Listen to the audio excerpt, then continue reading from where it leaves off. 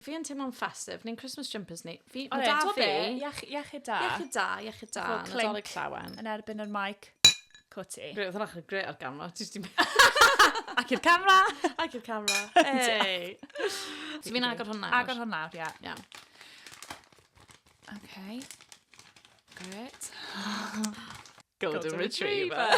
Mae hwnna'n brilliant.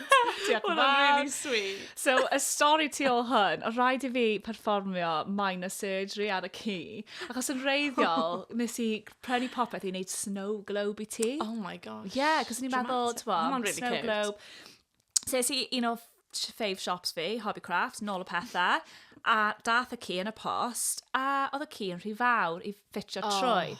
So, rhaid i fi torri coes y ci, ac oedd hwnna'n really traumatic i fi yn benodol, PTSD, achos oedd ci ffrind gorau fi, ci Fern, Jasper, Jabba Rooney, Jabba the Hutt, gath e un o'i coesau di torri off, ac oedd yn three-legged am flynyddoedd, bechod. So oedd hwnna'n really traumatic. A wedyn, nath hwnna dal ddim gweithio, ni fel, reit, fi angen bod yn crafty fan hyn. So nes i super glue ar y coes, nôl mlaen.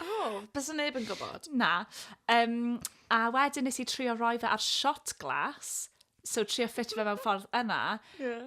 And I do it, Sam, God bless her, dweud fi, why don't you just turn it into a bauble? And you're fel, you're a bloody genius. So dyna ti, bauble Nadolig. Wel diolch, byddai'n mynd yn syth ar y goed then.